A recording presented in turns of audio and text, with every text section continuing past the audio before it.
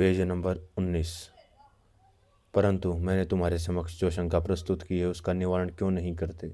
सभी मनुष्य एक न एक दिन मरते हैं और वे सभी कब्रों में पड़े हैं, और जब कभी युगों के उपरांत कयामत होगी तब परमात्मा एकदम तुरही फूकेगा और सब उठ बैठेंगे तथा उनके साथ न्याय किया जाएगा। इसी को आप पुनरुत्थान कहते हैं ना? हाँ, अच्छा ठीक है।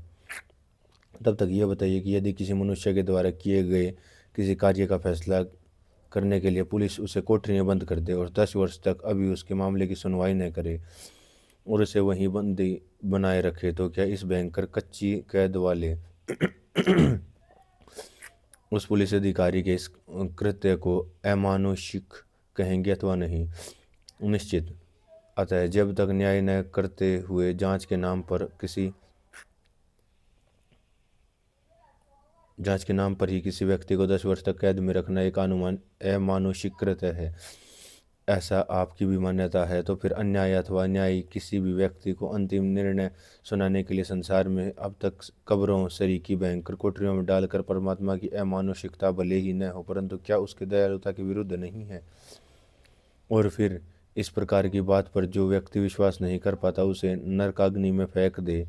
छी छी, परमेश्वर तो महान दयालु है, कृपालु है, वह तो न्यायकारी भी है। आप जो कुछ बताते हैं उसमें परमात्मा के न्यायकारी होने की कल्पना भी मात्र नहीं है, उसमें तो ना मात्र की भी दया भावना नहीं है। कुंभी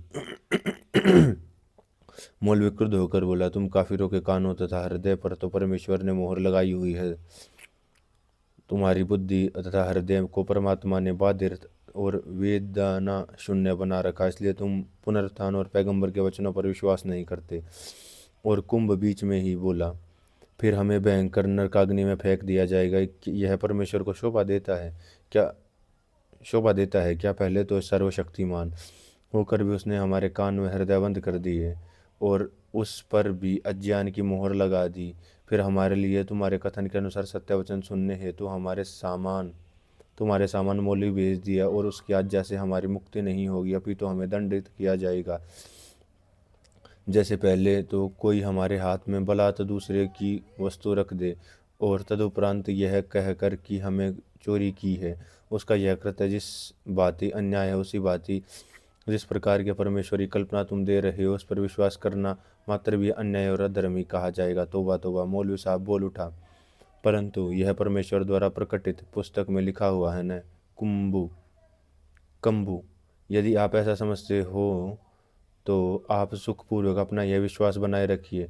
मुझे तो अपने हिंदू संतों के उपदेश ही अधिक आनंददायक लगते हैं। मैं ऐसा समझता हूँ कि परमेश्वर इस बात से किसी व्यक्ति की साधुता अथवा भक्ति की परीक्षा नहीं करेगा कि पुनरुत्थान पर उसका विश्वास है अथवा नहीं, अपितु वह इस आधार पर मानव की परीक्षा करेगा कि तूने सत्कर्म किए हैं अथवा दुष्कृत्य किए हैं, जिन्हें पुनरुत्थान की कल्पना भी नहीं है, किंतु जिन्होंने संसार में प्राणी मात्र पर दया की है, सत्य, समत्व, परहित तत्परता को जीवन में स्थान दिया, उसे परमेश्वर सदैव ही संतुष्ट कर रहता है। हम हिंदुओं में अनेक ऐसे साधु संत जन्मे हैं जिन्होंने मुसलमानी कुरान का कभी पन्ना भी नहीं पलटा, किंतु वे अपने पवित्र आचरण और भक्ति के आधार पर ही मुक्ति पाने में सफल हुए। मुक्त हो गए। मौलवी यह कहकर हंस पड़ा, मूर्ख, वे सभी नरकाग्नि में जले हैं। परमेश्वर तथा पैगंबर पर जिसका विश्वास है वही मुक्ति प्राप्त कर सकता है। क्या कहा? हम हिंदुओं ने परमेश्वर विश्वास किया और उसकी भक्ति भी पूर्ण मनोभाव सहित की है, परंतु तुम जिस पैगंबर मोहम्मद पर विश्वास करने को कहते हो, हम उस पर विश्वास न करें अथवा पुनरुत्थान और उत्पत्ति को भी मान्यता न दे तो हमारी मुक्ति नहीं हो सकती। अलबत्त, अर्थात नहीं।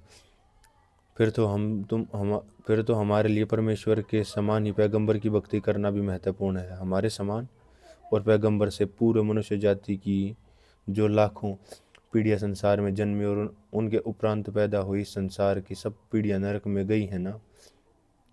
हमारी हिंदू जाति के साधु संतों को भी नरक ही मिला है ना।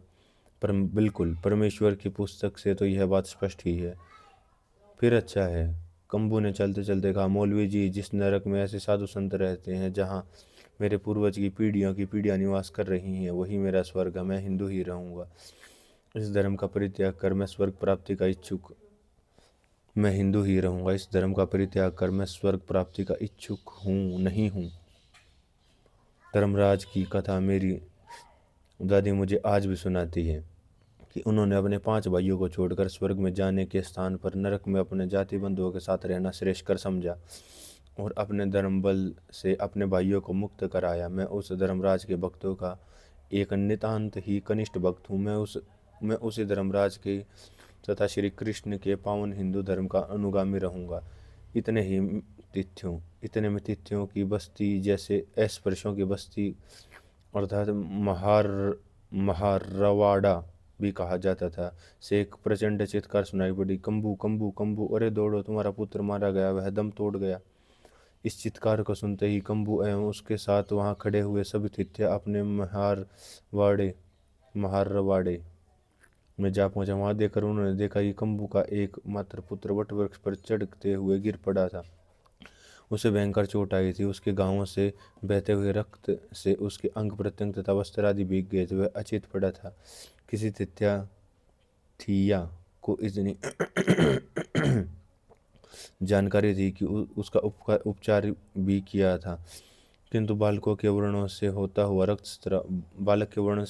रक्तस्राव बंद नहीं हो पाया। उसी समय एक थिया बोला, ग्राम के कृष्ण नायर के पास कोई दौड़ कर जाए और उसे बुला ले, इसके अतिरिक्त अन्य कोई उपाय नहीं है। सुनते ही कंबू और उसके समीप खड़ा एक 18 वर्षीय किशोर दामू तीर के समान दौड़ पड़े। मौली भी उनका पीछा करते हुए जिस मार्ग से उन्हें जाना था उस मार्ग में स्थित तालाब के पास जाकर खड़ा हो गया। कंबू और दामू दोनों ही बड़ी व्याग्रता से दौड़े और तालाब से लगभग 150 फीट दूरी पर जा खड़े रहे। तभी तालाब पर पानी भरने वाले खड़े नर नारी सहसा ही चीख पड़े, थिया थिया दूर दूर, थिया थिया दूर दूर। मालाबार में स्पर्श जातियां अस्पृश्य जातियों को अपने से 150 फीट दूर रहकर चलने देती थी। स्पर्शियों की यह धारणा थी कि यदि तालाब से 100 फुट की दूरी तक स्थित मार्ग पर किसी अस्पृश्य का पैर भी पड़ जाएगा तो संपूर्ण तालाब का ही अशुद्ध हो जाएगा। संपूर्ण तालाब का ही जल अशुद्ध हो जाएगा। इन दोनों थियों को तालाब के समीप से जाते हुए देखकर, इस गड़बड़ को देखकर मौलवी का हृदय हर्ष से प्रफुल्लित हो उठा और उसने वहां खड़े रहकर यह दृश्य देखने का निश्चय कर लिया। दूर से ही उन थियों ने कहा, महाराज, हमारा एक लड़का भयंकर घाव लगने के कारण मरणासन है। हम कृष्ण नायर वैद्य के घर से उसके लिए औषधि लेने जा रहे हैं। दूसरा मार्ग यहाँ से 2-3 मील दूर है। अतः दया कीजिए, हमें इस मार्ग से जाने की अनुमति दे दीजिए। चांडाल, मरे तुम्हारा बेटा। एक नायर हाथ हिलाते हुए दौड़ता हुआ आया और चीख उठा। उसने कहा, क्या तुम्हें नहीं पता कि जिस मार्ग से तुम जा रहे हो यहाँ से 100 फुट दूर नहीं है? चाहो तो नाप कर देख लो। महाराज, तालाब के पास से यह स्थान जितना निकट है उससे भी अधिक मेरा पुत्र मृत्यु के निकट पहुंच चुका है। आप कृपा कीजिए और मुझे औषधि लाने दीजिए। तुम्हारा पुत्र मरता है तो मरे। वह राम नायर बोल उठा, जिसे चोरी के आरोप में 2 बार कारागार की सैर करनी पड़ी थी। उसने कहा, हमारा तालाब अशुद्ध हो गया तो नहीं, तुम पाप योनि में जन्म लिया है। तुम्हें तो देखना मात्र भी अशुभ है, किंतु कलयुग है, अतः मैं सहन कर रहा हूँ। महाराज, आपके मन में जो है कह लीजिए, किंतु दया कीजिए, मेरा एकमात्र पुत्र है, मुझे जाने दीजिए। मैं अपने मुख को ढक लूंगा जिससे आपको वह दिखाई नहीं देगा। चुप। वह मुकुंद उत्तेजित होकर बोला, जो पिछले 5 वर्ष से कालीकट में शराब की दुकान चला रहा था। उसने चीख कर कहा, तुझे दिखाई नहीं देता कि मैं स्नान कर रहा हूँ? तू बड़ी ही ढिठाई दिखा रहा है कि हमारे बारंबार मना करने पर भी आगे बढ़ता आ रहा है। क्या तुम्हें विदित नहीं कि तेरे शब्दों कानों में पड़ जाने मात्र से ही मेरे लिए पुनः स्नान करना अनिवार्य हो गया है? पता नहीं है क्या तुझे? इतनी कहा सुनी होते होते दोनों थिया, जो पहले सवा सौ फुट की दूरी पर खड़े थे, वे सरकते सरकते अधिक निकट आ पहुंचे। वे दोनों उस तालाब के तट से होकर जाने वाले मार्ग पर पहुंच चुके थे। लड़के के सिर से निरंतर रक्त प्रवाहित हो रहा था। उसके पिता को यह आभास हो रहा था कि उसका पुत्र प्रतिक्षण मृत्यु की ओर पग रख रहा है। जिस समय थिया तालाब से केवल 30 फुट की दूरी पर स्थित पगडंडी के समीप आ पहुंचे तो उस तालाब पर खड़े हुए तथा उसमें स्नान कर रहे स्पर्शों में भारी उत्तेजना व्याप्त हो गई और 2 नैयर, एक ब्राह्मण तथा सुनार भी उन पर पत्थर फेंकते हुए उनकी ओर दौड़ पड़े। उस समय शांति सहित पुरुष सूक्त का उच्चारण करता हुआ एक ब्राह्मण वहां आया और उसने हाथ उठाते हुए कहा, हाँ हाँ, ऐसे निरर्थक मारा मारी आप लोगों को शोभा नहीं देती। सुना कंबु, मैं तुम्हारे लिए उस वैद्य के पास चला जाता हूँ और उसके पास से औषधि ला दूंगा। यदि भी मैं तुम्हारे पुत्र का कोई संबंधी नहीं हूँ, फिर भी मैं तुम्हें अपने पुत्र के संबंध में जितनी चिंता है उतनी चिंता अपने हृदय में लिए मैं शीघ्रता सहित वैद्य के पास जाऊंगा और औषधि ला दूंगा। तुम यहीं खड़े रहो, इससे किसी की भावनाओं को आघात नहीं लगेगा और तुम्हारा कार्य भी हो जाएगा। अभी इस ब्राह्मण को इतना ही कहना था कि वह मौलवी बीच में ही बोल उठा, माफ करो, मैं बड़े आनंद सहित कंबू को औषधि ला दूंगा, आप अपनी संध्या पूर्ण कीजिए। मेरे इस रास्ते में जाने में तो किसी को कोई आपत्ति नहीं होगी ना। तभी शराब की दुकान चलाने वाला मुकुंद बोल उठा, तेरी जाति क्या है? थिया लोग अस्पृश्य हैं और गंदा काम करते हैं। मौलवी बोला, मैं थिया हिंदू नहीं, मैं तो मुसलमान हूँ। ओहो, तो आप तो खान साहिब हैं। मौलवी बोला, मैं तो हिंदू नहीं मुसलमान हूँ। ओहो, तो आप खान साहिब हैं। बोले, आपसे किससे आपत्ति होगी? आप इस मार्ग से चाहे आवे चाहे जाए, इनमें से किसी को क्या आपत्ति हो सकती है? थिया पाप योनि वाले यहाँ तक इस तालाब से 100 फुट की दूरी से इनके आने जाने का तालाब भ्रष्ट हो जाता है। चोरी करके 2 बार कारावास भोगने वाला वह क्षत्रिय कुल वंश राम नैयर अभी इधर ये बातें कह रहा था कि पुरुष सूक्त का उच्चारण करने वाला ब्राह्मण अपने भीगे वस्त्रों सहित ही दौड़ता हुआ चला आ गया था। वे थिया खड़े प्रतीक्षा कर रहे थे कि वह कब कंबू के पुत्र के लिए औषधि लेकर वापस लौटता। अब वह मौलवी भी उन दोनों के समीप जा पहुंचा और बोला, हाय हाय, ये काफिर कितने निर्दयी हैं।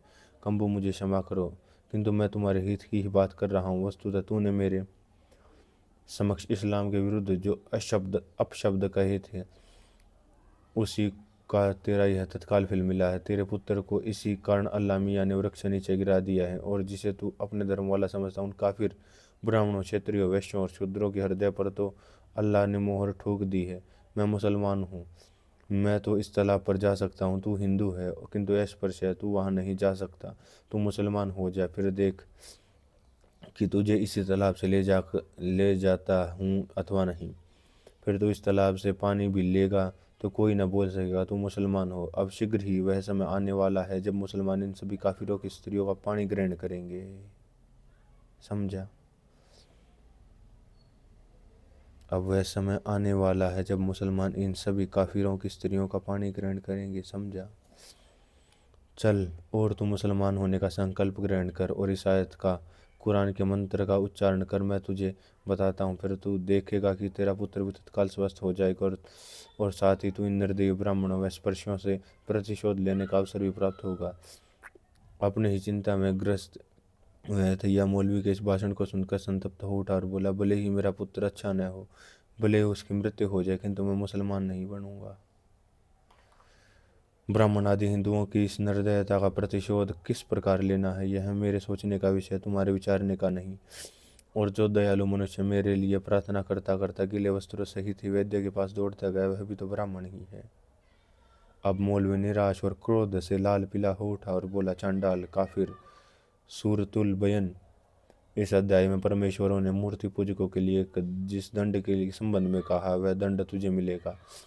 तुम्हारे लिए नरकाग्नि में पड़ने की ही व्यवस्था है, जिसे कि तू कह रहा है तेरा पुत्र मरेगा ही नहीं, मरेगा ही नहीं। नहीं, तुम काफिरों के लिए ईश्वर ने यह व्यवस्था की हुई है कि जब तक तुम कुरान की श्रेष्ठता स्वीकार नहीं करोगे, तब तक तुम्हारी गर्दनों पर तलवार नहीं बरसेगी। ठहरो, वह दिन भी अब दूर नहीं रह गया। हाथों की मुट्ठियां बांधे मुक्का दिखाते हुए मौलवी उसे श्राप देते हुए वहां से चल पड़ा। इसी बीच औषधि लाने के लिए गया वह ब्राह्मण भी लौट आया, उसके साथ वह नैयर वैद्य भी आ गया। कंबू थिया था, स्पर्श जाति में जन्मा था, किंतु वह सुशिक्षित था और कालीकट से उसे मलयालम भाषा का एक साप्ताहिक पत्र भी प्रकाशित करता था। उसने हिंदू धर्म का मलयालम भाषा तथा अंग्रेजी ग्रंथों द्वारा पर्याप्त अध्ययन भी किया था। इतना ही नहीं, वह संस्कृत ग्रंथों का भी बेरोक टोक ही नहीं करता था, किंतु उनका अर्थ काफी हद तक समझ लेता था। भगवत गीता का तो वह भली भांति पाठ भी करने में समर्थ था। संस्कृत भाषा को मातृभाषा के समान ही धारा प्रवाह बोलने वाले अनेकों ब्राह्मण कुटुंब आज भी मालाबार में हैं। किंतु इतना ही नहीं, ऐसे अनेकों थिया आदि अस्पृश्य भी मलाबार में निवास करते हैं, जिन्हें संस्कृत के 200 से श्लोक कंठस्थ हैं। पर इतना ही नहीं, इतना ही क्यों, वहाँ तो सर्वसाधारण में भी सर्व संस्कृत के अनेक श्लोकों इतने अधिक प्रचलित हैं कि भर्तृहरि के कतिपय चुने हुए श्लोक अशिक्षित मुसलमानों को याद हैं। भर्तृहरि के कतिपय चुने हुए श्लोक अशिक्षित मुसलमानों को भी याद हैं। अस्पृश्यता की बात को छोड़कर कंबुथिया की विद्वत्ता के तो स्पर्श लोग विकार थे, वे उसकी विद्वत्ता का सम्मान करते थे। श्री कृष्ण नैयर वैद्य की दृष्टि के में उसके लिए प्राप्त सम्मान था। वह भी उसके साथ साथ लगभग 50 फुट के अंतर से चलता हुआ महारवाड़े पहुंचा और उसके पुत्र का यथोचित उपचार कर वापस लौट आया। जब कंबू का पुत्र स्वस्थ हो गया तो कंबू के साथ जो थिया तरुण उस मौलवी द्वारा किए हुए संभाषण के समय उपस्थित था, वह कंबू से बोला, दादा मुझे क्षमा करो। वह मौलवी जो कह रहा था कि कुरान ईश्वर द्वारा प्रकट की गई है पुस्तक, मुझे लगता है यह सत्य ही है। कुंभू हंसते बोले, तुमने यह कैसे समझा? तरुण बोले, इसका कारण यह है कि मौलवी इस बात को बारंबार बड़े विश्वास के साथ दोहरा रहा था। तो फिर यदि किसी बात को एक आध बार जोर से कह दिया जाए तो क्या वह सही हो जाती है? तो फिर मैं यदि ऐसा कह दूं कि 2-3 मिलकर 7 होते हैं और यह ज्ञान मुझे परमेश्वर ने प्रकट किया, तो मैं 100 बार इस वाक्य को दोहरा दूं, तो क्या तुम इसे सच मान लोगे? छी छी, यह बात मेरे प्रत्यक्ष ज्ञान और अनुभव को स्वीकार नहीं, मेरी बुद्धि ऐसा मानने की अनुमति नहीं देती। किंतु दामू, कुरान ईश्वर प्रणीत है यह मुझे नहीं लगता। मेरे समक्ष तू ऐसा कोई तर्क प्रस्तुत कर जिससे तेरे इस कथन की पुष्टि हो, अन्यथा बात ऐसी है कि जिसे कुरान ईश्वर प्रणीत लगती है वे खुशी ऐसे ऐसा मानने, किंतु मेरी दृष्टि में उसका अर्थ समाजनाशक, निष्ठुर अथवा अविश्वसनीय है। किंतु ऐसा मानने वाले मेरे सरीके लोगों की गर्दन पर तलवार रखी सरीके लोगों की गर्दन पर क्या तलवार रखी जाएगी? उन नरक अग्नि में दग्ध कर दिया जाएगा और क्या उनके हृदय को दग्ध करने का प्रयत्न होगा? दादा, हम अस्पृश्यों पर जो हिंदू धर्म का इतना अन्याय है, क्या उसका अपमान करने वाले हिंदुओं को काफिर समझने वाले मुसलमान हमसे अधिक पवित्र हैं?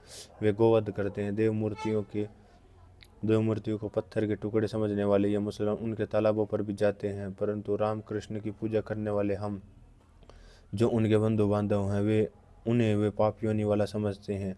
हम उनका स्पर्श भी नहीं कर सकते। जिस हिंदू धर्म में इस भयंकर अन्याय की भी गणना भी पुण्य के रूप में की जाती है, उस हिंदू धर्म की अपेक्षा अस्पृश्य जाति की कल्याण मात्र भी न करने वाले एवं सभी मनुष्यों को समझने वाला मुसलमान धर्म श्रेष्ठ नहीं है क्या?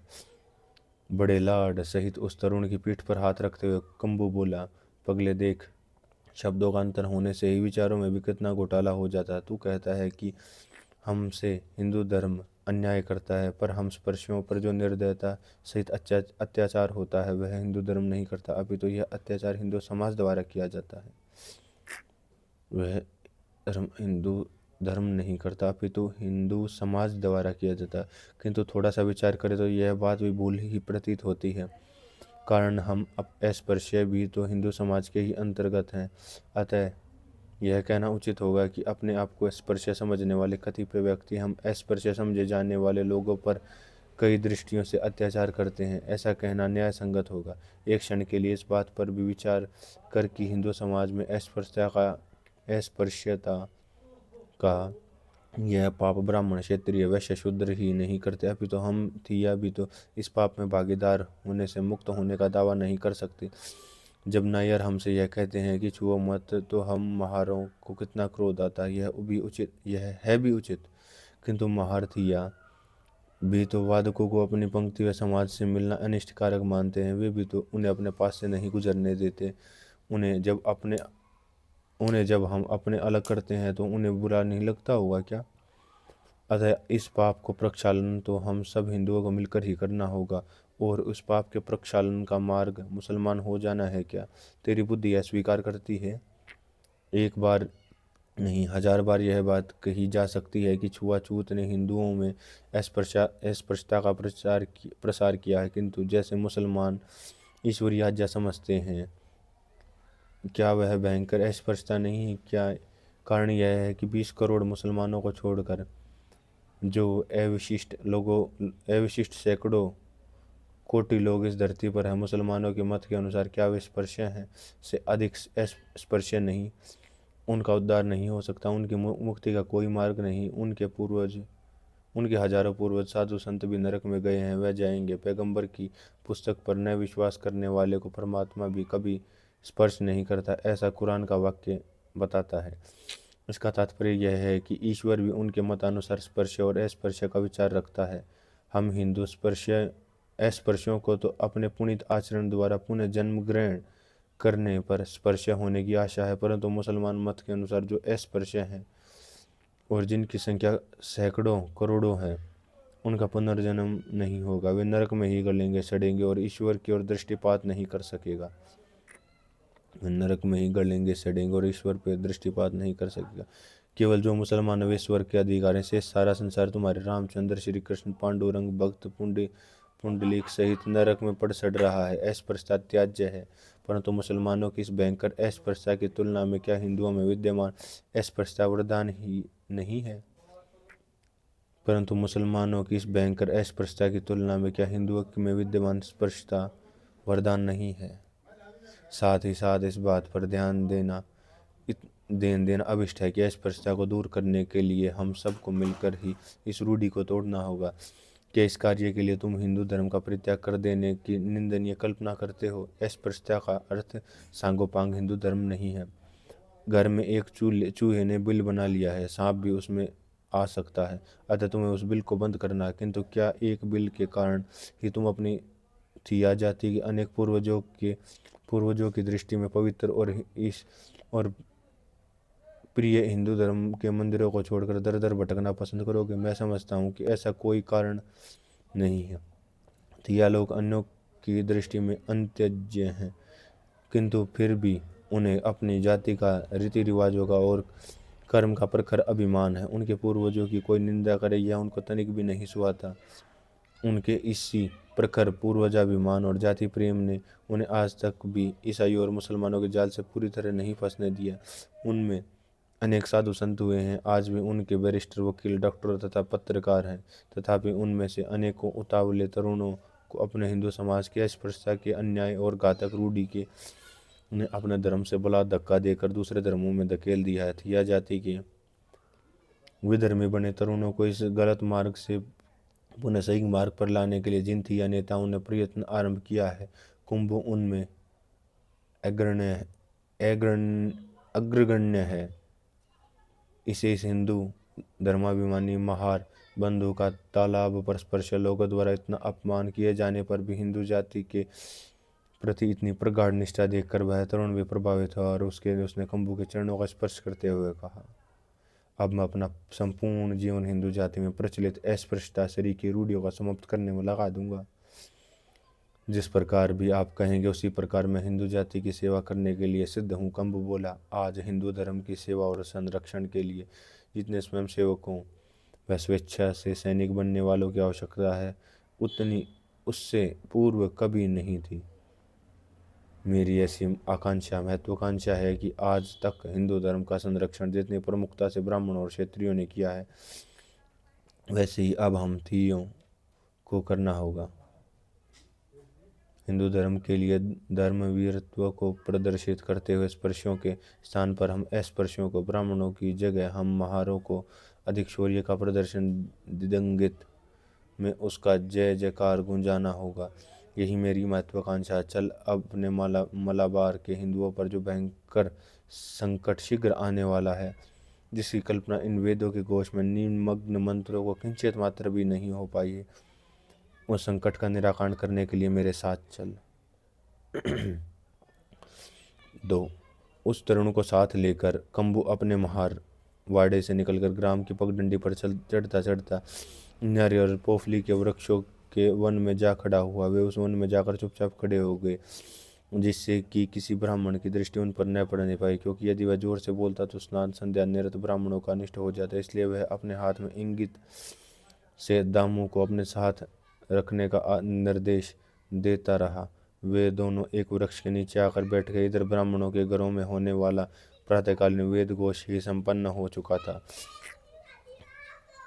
और हरिहर शास्त्री के द्वारा से निकलकर उन्हें 15 वर्षीय कन्या और लगभग 18 वर्ष का पुत्र नारियल के एक उद्यान में, जहाँ विभिन्न रंगों के पुष्प भी लगे हुए थे, पुष्प चयन के लिए आ पहुँचे। पुष्प चयन के साथ ही यह बालक और बालिका संस्कृत श्लोक बोलते जाते और श्लोक के अंतिम के अक्षर को लेकर दूसरा उससे आरंभ होने वाला श्लोक उच्चारण करता था। इस प्रकार बीच बीच में उनका सुमधुर हास्य भी गूंज उठता। हरिहर शास्त्री यद्यपि नम्रूदी ब्राह्मण थे, फिर भी वे जब से एक बार मद्रास पर्यंत हो आए थे तब से उनके मन में संबंध में कोई शंका नहीं रह गई थी कि इस जगत में आग, गाड़ी और तार यंत्र जैसे पदार्थ भी हैं। किंतु इतना ही नहीं, वे ब्राह्मणों की शंका का भी समाधान करते थे, जिन्होंने अपनी संपूर्ण आयु नारियल और पोफली के वृक्षों से आच्छादित वनों में ही व्यतीत कर दी थी, जिन्होंने इस संबंध में कोई जानकारी ही नहीं थी कि यज्ञशाला के बाहर भी अग्नि कोई अन्य रूप धारण कर लेती है। जब हरिहर शास्त्री इन ब्राह्मणों से आग, गाड़ी अथवा तार यंत्र आदि की चर्चा करते तो उन्हें विश्वास न हो पाता था। उस समय हरिहर शास्त्री उनकी शंका का समाधान करने के लिए वेदों में से भी आग, गाड़ी और तार यंत्रों का उल्लेख खोज निकालते थे। हरिहर शास्त्री उद्भट विद्वान थे। अब तो वे मद्रास पर्यंत की उनकी यात्रा ने उनकी विद्वत्ता पर और भी धार चढ़ा दी थी। उन्होंने विद्यमान सामाजिक और राष्ट्रीय स्थिति की कल्पना की थी। वे समाज में व्याप्त बुराइयों के उन्मूलन के संबंध में विचार करते थे। उनके घर में काम करने वाले नौकर पर्यंत थोड़ी बहुत संस्कृत समझ लेते थे। वे अपने घर के आंगन में खड़े हुए बाग के फूल तोड़ते हुए अपने दोनों बालकों की लीला का अवलोकन कर रहे थे। इधर उनकी पुत्री अपने भाई के साथ खेल खेल में रुष्ट होती और कहने लगी, बाबू अब मैं तुम्हारे साथ कभी नहीं खेलूंगी। यह श्लोक तुमने नियम से बाहर कहा है। पंचकवियों में से किसी का भी यह श्लोक नहीं और पंचकवियों में से ही श्लोक बोलने की तुम्हारी प्रतिज्ञा थी। परंतु सुमति, यह श्लोक तो रघुवंश का है, कदापि नहीं। चलो तुम से मेरी शर्त रही। हाँ हाँ चल, शर्त रही। बाबा से सही निर्णय कराई लेते हैं, कहिए ना बाबा। उसका भाई बोला, बाबा सीते दुहसनम वनम, क्या यह श्लोक कालिदास का नहीं है? नहीं नहीं बाल, शास्त्री ने कहा। किंतु यह कहाँ कहा? यदि सुमति ने यह बता दिया तो मैं समझूंगा वह जीत गई। हाँ हाँ, यह रामायण का श्लोक है। सुमति तत्काल बोल उठी, यह सही है। यद्यपि रामायण के कतिपय अनु अनु अनुष्टुप अनुष्टुप भी कालिदास के अनुष्टुपों से इतने अधिक मिलते हैं कि जिसने गीता के उपनिषदों से। अतः यदि बाल से भूल हो गई है तो इसमें सुमति तुम्हारे लिए दोष देने का कोई अवसर नहीं है। सुमति कुछ क्रुद्ध सी होते हुई बोली, छोड़िए, इससे कुछ नहीं होता। उसी समय उसके पैरों से थोड़ी सी दूरी पर बड़ी तेजी से एक सर्प दौड़ता हुआ दिखाई दिया। शास्त्री किंचित मात्र भी न चौंकते हुए बोले, सुमते देखो, तेरा फणिंद्र तेरे चरणों में क्या विनती करने आया है। आज प्रातःकाल फूल तोड़ते समय तूने यह गीत नहीं सुनाया जो तू प्रतिदिन गाती थी। यही कहने के लिए वह आया है, इसे वह गीत सुना दे। उस सांप को फणिंदर फणिंदर कहते हुए दोनों ही बालक उसके साथ खेलने लगे। वे कभी चुटकी बजाकर उसे बुलाते तो कभी पुचकार कर आगे आने का इशारा करते। उनके खेलते ही खेलते वहाँ 2-3 सर्प और भी आ गए। वे अपने बिलों से निकलकर उनके साथ खेलने लगे। यहाँ जिस प्रकार आप लोग अपने घर में कुत्ते बिल्लियों को पालते हैं, उसी प्रकार मालाबार में सभी जातियों के लोग अपने घर के आंगनों में सर्पों का निवास करने देते हैं। जिस प्रकार कभी आपके मन में यह कल्पना भी नहीं आ पाती कि कुत्ता भी कभी प्राण घातक सिद्ध हो सकता है, इसी बात यहाँ के निवासियों सर्पों से किंचित भी भय नहीं खाते, सर्पों से किंचित मात्र भी भयभीत नहीं होते। किंतु ऐसी बात भी नहीं है कि सर्प कभी किसी पर वार न करता हो। तथापि मालाबार में सर्प की हत्या करना सामान्यतः क्रूरता समझी जाती है। अतः अनेक स्थानों पर पालतू पशुओं के समान ही सर्प भी गृह आंगन से चौखटों तक, चौखटों से गृह आंगन तक विचरण करते हुए दृष्टिगोचर हो जाते हैं। हरिहर शास्त्री ने अपने उद्यान में विवरण करने वाले सर्पों से केवल धार्मिक दया भावना अथवा सामाजिक रूढ़ि मात्र के कारण ही प्रेम नहीं था, अपितु सर्पों के प्रति उनके मन में विद्यमान वात्सल्य भावना का एक विशेष कारण भी थी। कारण यह था कि जिस सर्प ने उनकी कन्या के पैरों के समीप आकर बड़े लाड़ सहित कुंडली मारी थी, वह सर्प अपनी संतान के तुल्य ही पालन करने का उन्हें निर्देश उन्हें उनके पिता ने देह त्याग करते समय दिया था। हरिहर शास्त्री के वृद्ध पिता एक दिन वनांचल से गुजर रहे थे। वर्षा की रिमझिम फुहारें पड़ रही थी। उन्होंने अपने सिर पर एक वर्षा से भीगने से बचने के लिए ताड़पत्रों से बनी एक छतरी लगाई हुई थी। वर्षा के कारण शीत बढ़ गया था और वन्य पशु भी इसी ठंड से बचने के लिए यत्र तत्र शरण लेने का स्थान खोज रहे थे। उसी समय जब वह वृद्ध एक नागफनी के वृक्ष के समीप से गुजरा तो उस वृद्ध ब्राह्मण की छतरी में नाग का बच्चा आ गिरा। वह उसकी छतरी के डंडे से लटक गया और वृद्ध ब्राह्मण उसे अपने घर ले आया और दयालु हृदय वाले इस ब्राह्मण ने उसे एक गर्म कपड़े में लपेट दिया। धीरे धीरे उन्होंने अपने बाग में उस सर्प के लिए रहने के लिए एक सुंदर बांबी भी बना दी। वह नाग का बच्चा धीरे धीरे बढ़ता रहा और नितांत भयंकर सर्प का रूप धारण कर गया।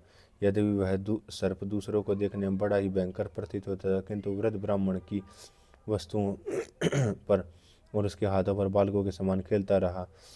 उसी पुष्प वाटिका में रहने वाले सर्प प्राणियों के संपर्क में आने के कारण उसकी संतति भी बढ़ती जा रही थी। ये सभी सर्प बड़ी ही स्वच्छंदता सहित उपवन में विचरण करते थे और उसके समीप ही स्थित अनाज के भंडार पर रात्रि में पहरा देते थे। एक दिन रात्रि में कुछ चोर शास्त्री जी के घर में धन धान्य को चुराने के लिए आए। जब वे द्वार से भीतर प्रवेश करने लगे तो उस भयंकर नाग ने अपने तीव्र फुकारे मारनी प्रारंभ कर दी और विशाल फन को उठाकर वह उनके सामने आकर खड़ा हो गया। उसके लिए सामने आ जाने के कारण चोर कुछ भयभीत हो गए और उन्होंने सर्प के मार्ग से हटने के लिए शस्त्र उठाया ही था कि आसपास घूमने वाले सभी सर्पों की भयंकर फुक्कारें गूंजने लगी। उन्होंने अपने फणों से चोरों पर प्रहार किए। चोर अंधकार में भाग निकले। अभी वह शास्त्री जी के द्वार से 30-40 फुट की दूरी पर ही जा पाए होंगे कि सर्पदंश के कारण शरीर में विष से मूर्छित होकर गिर पड़े। प्रातःकाल वृद्ध शास्त्री जी उठे तो उन्होंने देखा कि चोर चोरी का माल की गठरी के साथ ही मरा पड़ा है। कोई भयंकर विष की वेदना के कारण मरणासन हो गया है, किंतु किसी कर्तव्यनिष्ठ पुलिस अधिकारी के समान वह नाग उन सब चोरों पर पहरा दे रहा था। शास्त्री महोदय ने बड़ी कौतूहल पूर्ण दृष्टि से यह दृश्य देखा। उनके मन में दया की भावना उमड़ पड़ी और उन्होंने समझा कि चोरों के आरोप में प्राणदंड अत्यधिक है, अतः सर्पदंश का वह रामबाण उपाय किया है जिसकी जानकारी माला भर में अनेक लोगों को है। उस रामबाण उपाय द्वारा उन्होंने चोरों को पुनः चैतन्य प्रदान किया और छोड़ दिया। उसी दिन ग्राम में यह किंवदंती फैल गई कि नाग शास्त्री महोदय का ही कोई पूर्वज है और उसने उस घर पर पहरा देने के लिए जन्म ग्रहण किया है। इस ख्याति के साथ ही यह विशेष बात यह भी थी कि इस नाग को अपनी शैशव अवस्था से ही कुमारी से प्रेम था। सर्पों के प्रेम में फंसी कुमारी के जीवन के लिए खतरा होता है, इसलिए ऐसा भी कभी कभी होता है। परंतु इस नाग का इस कुमारी से प्रेम ऐसा नहीं था। वह सर्प तो एक चंचल स्नेही जन के समान उस कन्या के आसपास घूमता था, उसी के साथ दूध पीता था और उसी के साथ गीत सुनता था।